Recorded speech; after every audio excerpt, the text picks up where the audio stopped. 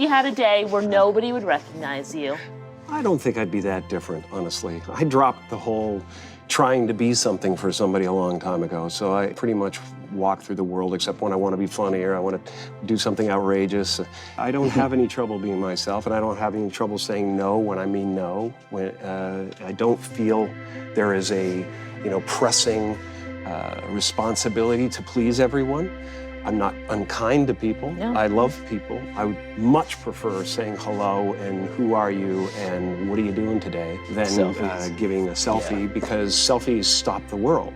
They stop life. You then go like that, and it's going on Instagram to give people a false sense of relevance. People talk about depression all the time. The difference between depression and sadness is just, from happenstance. Whatever happened or didn't happen for you, or grief or whatever it is. And depression is your body saying, I don't want to be this character anymore. I don't want to hold up this avatar that you've created in the world. It's too much for me. Deep rest. Your body needs to be depressed. It needs deep rest from the character that you've been trying to play. I act because I'm broken in a lot of pieces, and acting gives me a chance to reconfigure those pieces into 1,000 different things that are positive for people to watch. Was there ever a moment where you first sort of realized, like, I want to be a performer. This is the thing that I want to do with my life? There was never any other choice. From the time that there was consciousness in the body, I was looking at a man named Percy, my dad, who was the most incredible character that you'd ever meet. If you met him for 5 minutes, you thought you knew him for 50 years. And he wrapped everyone that came into our house in stories and jokes, and I became his calling at a certain point. And he was always super behind me. But from the first time I can remember, him just lighting up the room, and him just like wrapping everybody in a story or whatever, and going, oh, that's the thing I want to do. That's what I want to be. My father could have been a great comedian, but he didn't believe that was possible for him. And so he made a conservative choice. Instead, he got a safe job as an accountant. And when I was 12 years old, he was let go from that safe job. And our family had to do whatever we could to survive. I learned many great lessons from my father, not the least of which was that you can fail at what you don't want. So you might as well take a chance on doing what you love. I watched the effect of my father's love and humor and how it altered the world around me. And I thought, that's something to do. That's something worth my time. It wasn't long before I started acting up. People would come over to the house and they'd be greeted by a 7-year-old throwing himself down a large flight of stairs. They would say, "What happened?" And I would say, "I don't know, let's check the replay." I'd go back to the top of the stairs and come back down in slow motion. Now, fear is going to be a player in your life, but you get to decide how much. You can spend your whole life imagining ghosts, worrying about the pathway to the future, but all there will ever be is what's happening here, and the decisions we make in this moment, which are based in either love or fear. So many of us choose our path out of fear disguised as practicality. What we really want seems impossibly out of reach and ridiculous to expect, so we never dare to ask the universe for it. When I was about 28, after a decade as a professional comedian, I realized one night in LA that the purpose of my life had always been to free people from concern, just like my dad. The only one I hadn't freed was myself, and that's when my search for identity deepened.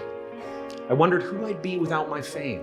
Who would I be if I said things that people didn't want to hear? Or if I defied their expectations of me?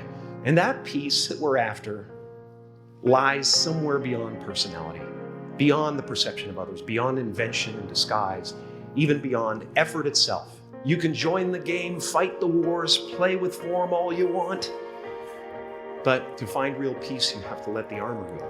Your need for acceptance can make you invisible in this world. Don't let anything stand in the way of the light that shines through this form.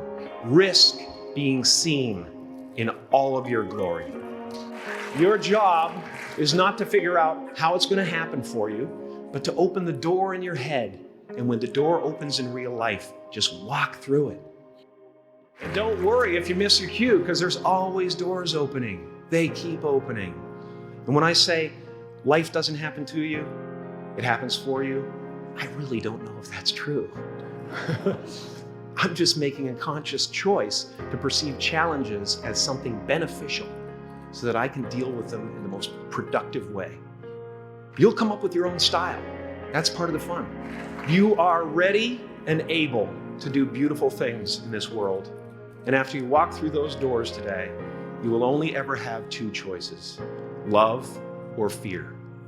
Choose love, and don't ever let fear turn you against your playful heart. What's happening right now inside everybody is they're going, who am I? And they're depressed. People go like, oh, Jim's been depressed and stuff. Well, yeah, I was depressed when I was trying to be the Wizard of Oz. But now I know that Oz is a character.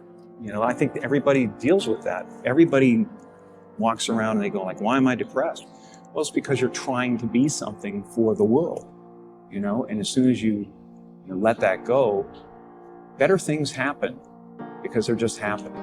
It's not, now it's just sadness. Sadness comes, happiness comes. It's the weather that flies by in the sky.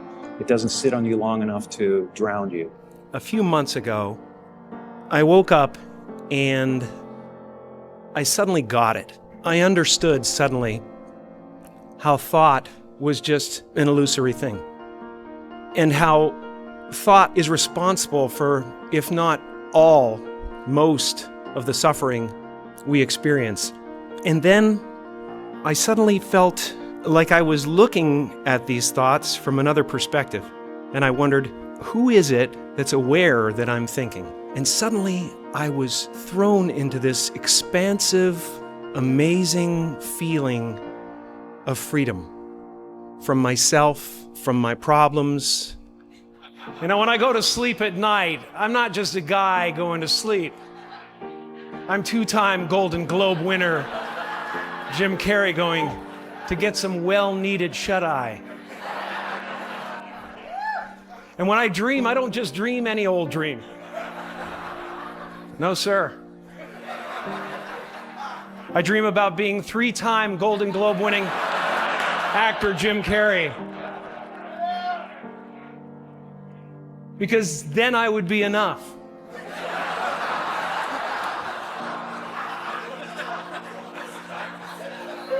It would finally be true.